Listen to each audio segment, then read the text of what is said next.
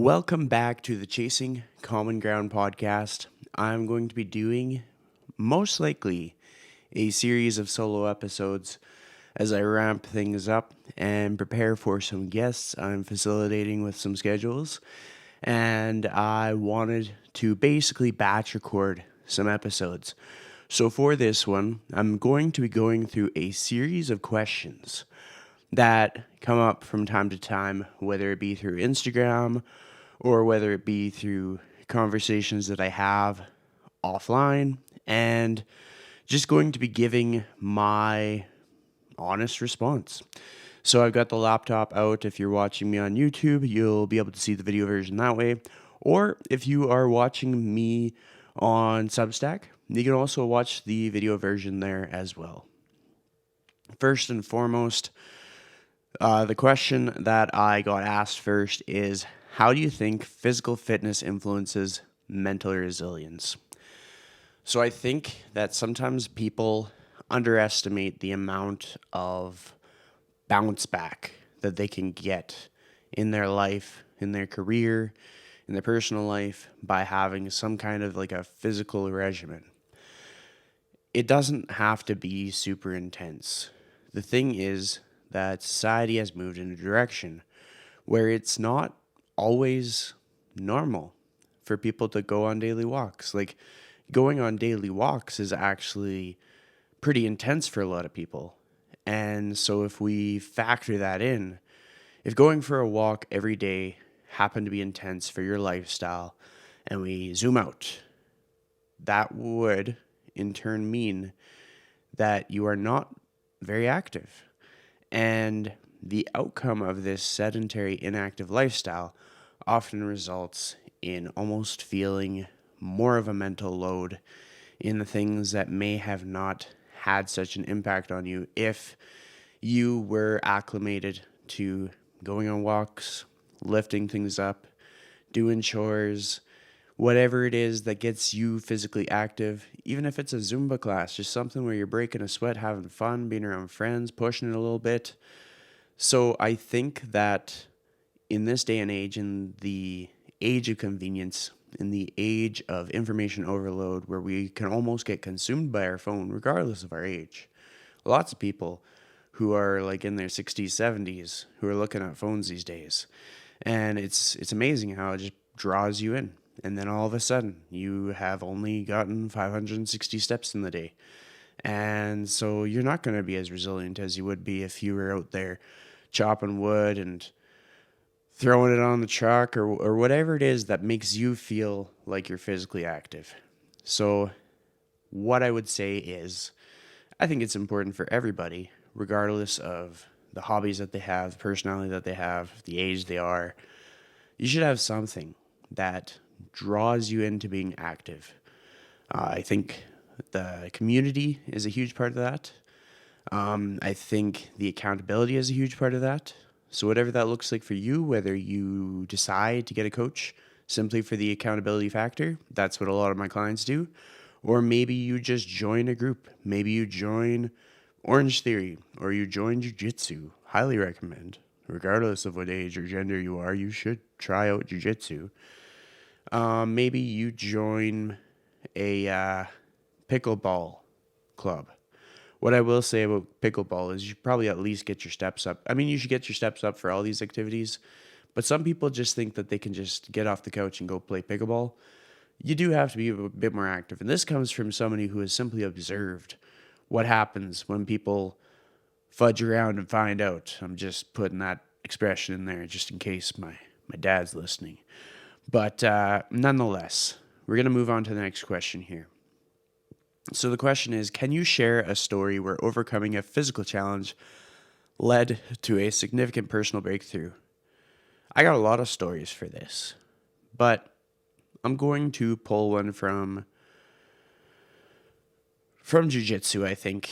And I think it's sort of like that moment of clarity when you realize, like, sometimes you want certain things in your life enough that you have a tolerance for the difficulties that it brings. So And I think this is a common theme that can come up for a lot of things in life.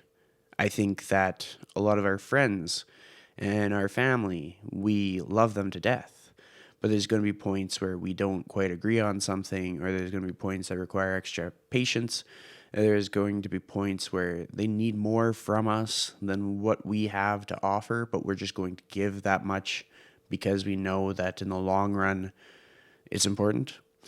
And so, with regards to what I'm going to share, there was a point where I had an injury that made it difficult to get out of bed in the morning. I bruised my rib or something. I didn't go and get it checked out, but it was pretty painful. I didn't feel anything was loose or broken, so I assume it was a bruise or something like that. And there's many times when I was like, why am I doing this? Why am I going to this thing that hurts? Why am I continuing to push myself in something that doesn't feel validating in this moment? You're going to the class, you're terrible at the class, you get injured at the class, you're not progressing in the class, and you're in pain. It affects everything else in your life. And I think where I had the breakthrough was I just kind of realized I have done difficult things in my life, and I will probably have to continue to do difficult things. And the thing that will set me apart is my attitude during these times. And so I just figured out what I had to do to get as good of sleep as I could. And I figured out what I had to do to manage the pain. And I figured out what I had to do to eliminate this from happening again. It influenced me to strength train more and in different ways. I did back extensions. I used the crunch machine. I hadn't previously been doing that so much. I started adding rotations to some of my dumbbell exercises or cable exercises. And it definitely led to a breakthrough because I'm still doing jiu-jitsu and I don't feel like I get beat up quite as much, although injuries do come up. But I think this goes back to the whole thing that you do have to have some characteristics of resilience. You do have to be able to stick it out. You got to be with your activities, with your people through thick and thin, because otherwise you get nowhere and you keep stopping and having to start over again. So that would be the personal breakthrough that I achieved in that moment. And that brings us to another question here. This next question is, in what ways do you think discipline and fitness translates to other areas of life? It's like a straight crossover. I use this story often, and so hopefully I don't say it too often. But I think where fitness gave me the most pronounced aha moment was when I realized if I just do the same thing over and over and over and over, day in, day out, whether I'm feeling it or not, I can progress. And I could do that with my career too. Even if the odds were against me, if I just kept doing it day in and day out, whether I was succeeding or failing, just kept doing it, then I could progress. So the example is when I went to spin classes, I committed myself, I was just going to go every single day, whether it was practical or not, whether I knew anybody or not, whether I felt like it or not, whether I had enough sleep or not. It became like a religion for me for a period of time. If I missed a class, it would be upsetting. I sprinted down White Ave after having a toe surgery. I got the surgery with the ingrown toenail thing. My toe was looking pretty nasty, I'll be honest. But having completed that surgery, I ran to the class. Everything was all healed up and good to go and whatnot, but it was still pretty painful. And I was running late. And they let me in the last split second. And that's how dedicated I was to that class. And it's just to look back on it, my priorities have shifted. I don't think I'd sprint for a spin class anymore. I wouldn't sprint for a lot of things. But it reframed for me that if you want something, go get it. And this was in a phase of my life when I still hadn't taken the risk that it took to be in the fitness industry. I was still dwelling on the fact that people weren't giving me a chance, or that I wasn't good enough, or that I just needed one more opportunity or something. I was just waiting for this thing. And through pursuing that, fitness modality, through pursuing that relentless routine regime of doing it day in and day out, I saw how it helped. It just made me think, okay, well, I want to be a trainer, and this place isn't working out, that place isn't working out, this place isn't working out. But if you just keep showing up and doing trainer things and asking trainer questions, you're going to be a trainer eventually, even if you have to get creative and do a group fitness class in a bar at 11 a.m. So that is just how it has translated for me. And it translates in the way that I show up for people I care about. Even if I'm tired, I'll show up. Even if it's like I gotta do Zoom calls in the parking lot, I'll show up. And I think it's a beautiful thing. I think a lot of people can get more out of life if they learn the lessons in fitness and then transpose it into the rest of their life, their career, their personal life, etc.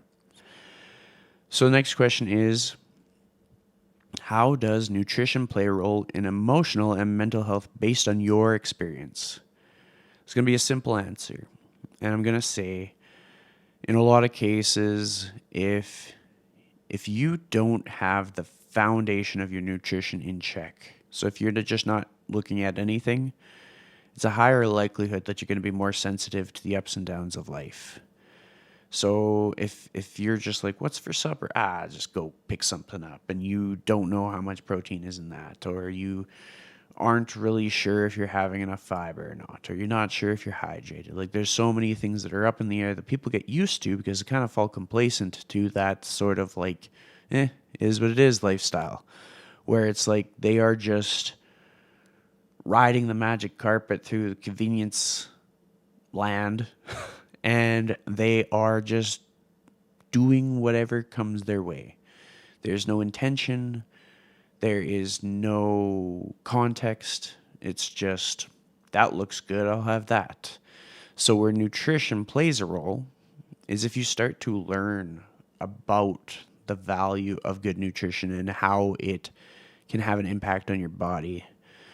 If someone simply aims to get closer to their protein goal, and when I refer to a protein goal, I'm generally putting you in that target of grams per pound of body weight, or in some cases it may be like 0.7 grams per pound of body weight. And so for a 200-pound person, they'd probably be looking to get 200 grams of protein. For a 110-pound person, 110 grams of protein. And if they happen to get 150 grams of protein, no harm, no foul. They're probably going to be making very conscious, very good decisions with their nutrition, just simply because it's going to influence the serving sizes of certain foods. It's going to influence the calories of the dish, because you simply cannot get that many grams of protein from like the calorie dense foods unless you are just crushing a bunch of yummy tasting protein bars to get your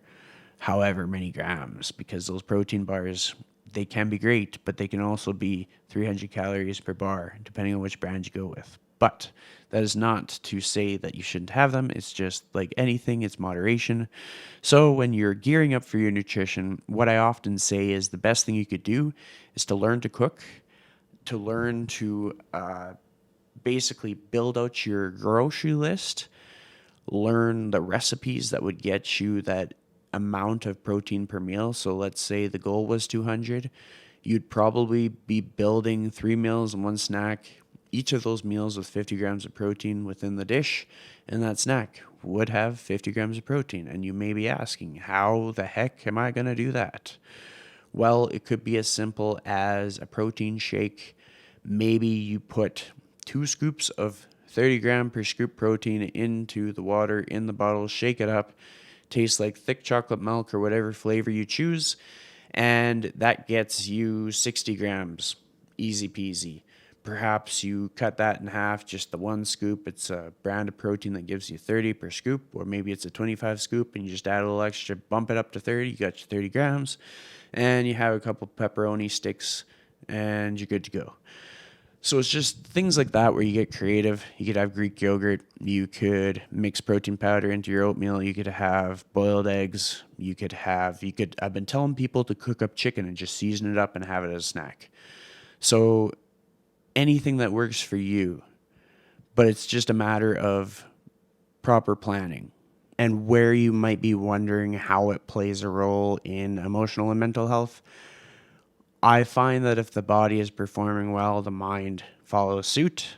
So if you are 80% of the time choosing nutrition that's in your body's best interests, which generally is hitting that protein target, getting adequate fiber being from things like whole grains or legumes, lentils, beans, eating adequate vegetables, understanding that a fiber target is great, but overdoing it on fiber is also something to be considerate of. And it's going to be varied from person to person. So sometimes it's like some people tolerate fiber really well, some people a little bit less. In most cases, across the board, if you're eating out a lot, like if all of your meals are ordered through a drive-through or at the keg, you're probably not getting the right ratio of fiber to the rest of your macronutrients, just as far as scalability goes. So you probably do have an upset stomach, etc. The other thing that I've seen pop up that I think is great advice is when you're choosing your vegetables, choosing a variety of colors in your vegetables can just simply help with how your digestion system functions. And it's just a very general good idea because if nothing else, it makes your food more interesting. It makes it feel like you're not in jail. So we got another question here. This next one is, what's a common misconception about diet and mood that you like to debunk? And I think I'm going to go very simple on this one. There's so many people that very simple, but I'm going to be a little bit direct on this one now that I think about it. Misconceptions, diets. Here we go. One of the things that aggravates me is when I come across a person that 80% of the things that they do in their life are not in line with what they say that their goals are. They're like, I'm on a health kick. I'm going to completely transform everything. And then they come out with this like branded supplement. Like let's say they're trying like the keto diet and they got these keto bars. But then you turn around and you look back and they're eating chips. And they're eating so many chips that they're sitting on the couch and they've created this divot in the couch and they've ruined the couch forever. Now, you may be wondering, where is this emotion and passion coming from, Chris? Well, I will not tell you, but this is based on a true story. Needless to say, there are so many fad diets out there that do not need to exist. The carnivore diet doesn't need to exist. There are things, when implemented properly, are great.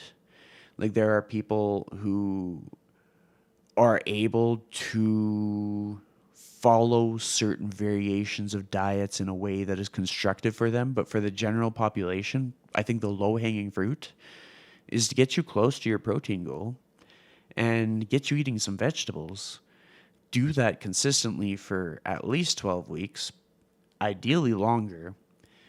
Be mindful of what it is that you're eating in the sense that you actually know what went into your meals, you know portions, you know how to measure portions, you know how to cook, you know the calories of your meals so you can achieve your desired energy balance, whether that is you're in a calorie surplus, calorie deficit, or maintenance, just understanding the numbers behind things, not to obsess about it, just to have the education behind it. Because a lot of people, they'll have like a whole glass of like some soft drink that's like sweetened with sugar or whatever.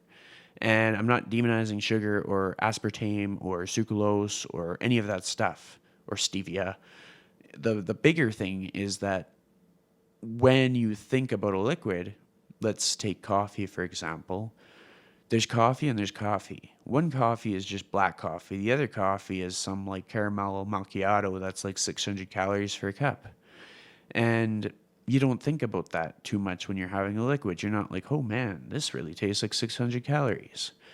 But if you have a donut, that might taste like 600 calories, but just the coffee doesn't. And so it's just very deceptive when you're not paying attention to things. And so I could see why there'd be a lot of frustration and a lot of just like myths that come up. It's like your metabolism is slow. And it's like, no, I don't think it's metabolism. I think it's most likely the dang caramel macchiatos.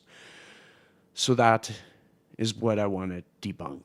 I just want to debunk this absolute bullshit that I see popping up in the Facebook feed where it's like, try this meal and it'll just completely flip your liver upside down and just make it awesome again. It's like, no, your liver does liver things. Your body can cleanse whatever you throw it its way.